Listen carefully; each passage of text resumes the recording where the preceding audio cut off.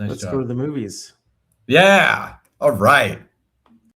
Shots from the Hip presents Sports Movie Reviews. Here are Jason and Oz. We're back. That's the remix. You're Okay. frozen. Oh, shit. Okay. Bear with me. Cut this out. Is it because you brought up another screen? Yep. Hang on. You're gonna have to get multiple monitors. That's I do have multiple monitors. I'm just trying to avoid going into profile. When I bring up multiple screens.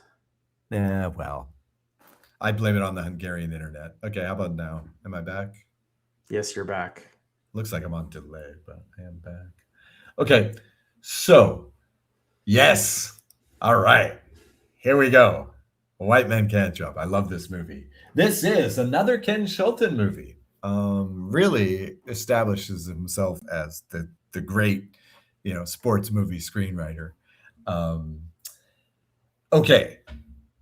White Men Can't Jump is a 1992 film. Stars Wesley Snipes, Woody Harrelson, Rosie Perez. This is a trash-talking movie with some basketball. Hang on a second. Or a basketball movie with some trash talk. Hang on 1 second. I brought up a movie trailer that's not even the right one. Is there more than one? Okay. So there was a remake in 2023. Jeez. So that's what you're looking at. Okay, let me find the right one. Yeah. Do White Men Can't Jump 1992. Here we go. Yeah, I still haven't looked at the remake, but the trailer looks brutal. Looks so bad. So you can't do this kind of humor anymore. Okay. So start from the top. You want me to just start from the top? Okay. Yeah. All right. So this week we're looking at White Men Can't Jump, one of my all-time favorites. Another great screenplay by Ron Shelton, who really establishes himself as the king of sports movie writing. I believe, he also directed this one. And for fans of the movie, we know some really awesome stories about the shooting of this movie. But this is a 1992 film, which is, I guess it's a trash-talking film with some basketball, or maybe it's a basketball film with some trash-talking. But really, just in terms of dialogue, I mean, forget everything else. Just in terms of dialogue, this is one of the funniest movies ever. If you're a sports fan, it is hilarious. It's full of a lot of 90s, very race-conscious humor. Very, I don't know. Nowadays people would call this non-woke or politically incorrect, but I really don't think so. It's the humor here. It's all put down humor, right? There's more your mama jokes than you can possibly imagine, but it never feels really vicious, right? It never feels sexist or racist or anything like that. It's really quite a feat. I encourage people who may have, heard things about this movie to give it a shot anyway. If you haven't seen it, give it a shot, so to speak. The plot line is pretty basic, yet pretty interesting, the way that the machinations work. Basically, this is about street basketball in Los Angeles in the 90s. And our hero, Billy Hoyle from Louisiana, comes onto the courts, played by Woody Harrelson, comes onto the courts, and spoilers, I guess, kind of, but this all happens within the first 12, 15 minutes, works out a scam with Wesley Snipes, who plays a character called Sidney Deane, who basically just seems to be a full-time scammer in many areas of life. They work out a scam to take money from other players on the courts, hustling money, rather like our boy Marty did in Marty Supreme with ping pong. just trying to win money off guys playing basketball. Billy Hoyle's main motivation here is that he and his girlfriend, played by Rosie Perez, owe some money based on the fact that, in short, Billy Hoyle did not want to throw a game. One of my favorite lines of many great lines in the movie is, so he's finally face to face with the gangsters that owe money. The gangster is asking, "Why'd you do it, Billy? Why didn't you throw the game?" And he was like, "Because they called me a white geeky. No, they called me a honky who couldn't score." He says, "But you are a honky." And Woody says, "Yeah, but I can score, man." So that's the kind of player Billy Hoyle is. So he owes a few $1,000s to these would-be gangsters. They're very low-level gangsters, obviously, as we find out through the thing. They're not nearly as scary as they sound. And so he has to find a way to get several $1,000s while his girlfriend preps to triumph magnificently on Jeopardy, because that is her fate. So that is her destiny, all right, as we see in the movie. Now, I don't know. You've seen this before, right, Jason? I have.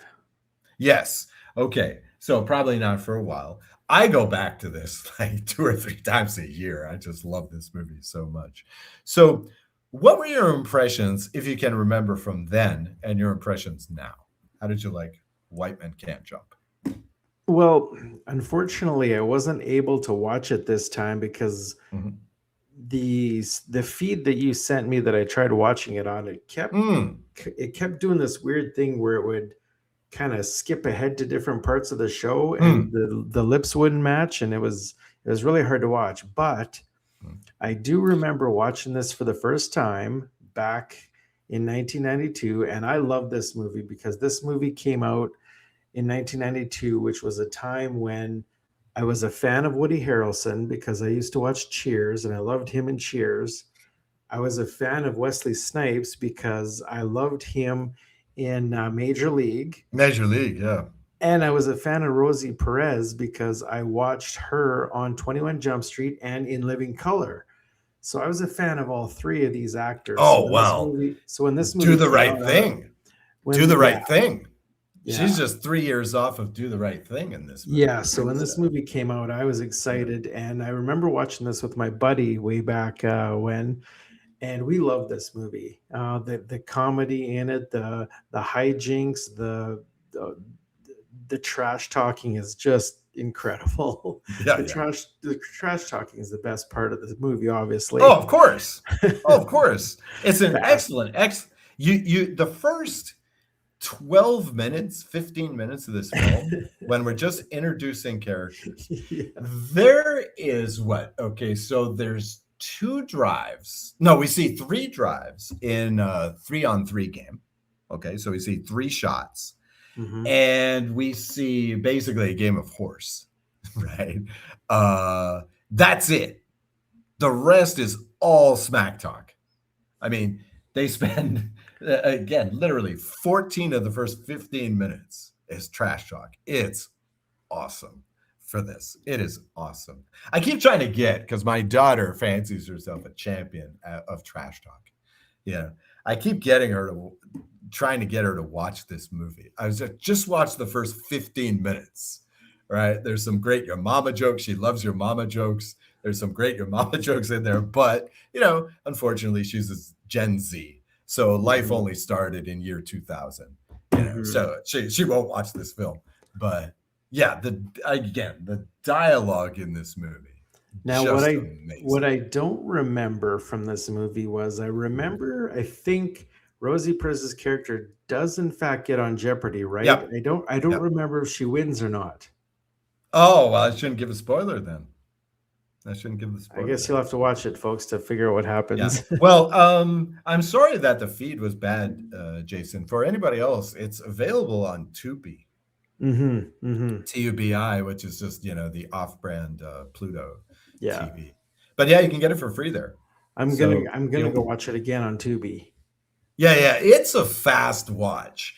I mean, I was just hanging out, and I had about half an hour to kill, and I'm sitting there watching this, and next thing I know, like an hour and 10 minutes is gone. It's just it's Mhm. one of these '90s movies like Goodfellas, right? And if you've seen Goodfellas recently, you know what I mean, where there's nothing really fancy about the direction. Yes, there are some stars in it. There are some big names in it, but nobody really massive. There's no De Niro's, there's no Leo DiCaprio's or George Clooney's in these Yeah. films. But it just tells a really good story, and it just keeps up this pace. Just keeps up where there's no, and in this movie there's no dead space. I mean, okay, maybe the sex scene is your dead space, right? There's absolutely no reason for this to be in the movie at all, but maybe that. But even the bits of dialogue, between Rosie Perez and Wesley Snipes' beleaguered wife, even this stuff is amazing.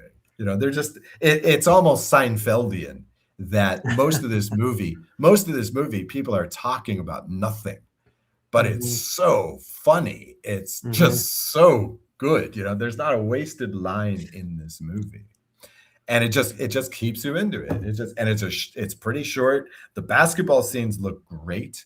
Mhm. One of the things that always strikes me about basketball movies is that one of the and really any sports movie that is about pro or college level or just high level sport is that one of the problems is that, especially with basketball, or boxing is another one, it doesn't look right, right? And none of the game scenes look right. And the reason is because we're so accustomed to seeing it from this angle or this angle on the TV, Mm. right? We're so used to seeing it this one way. I mean, think about football. Envision a football game in your head.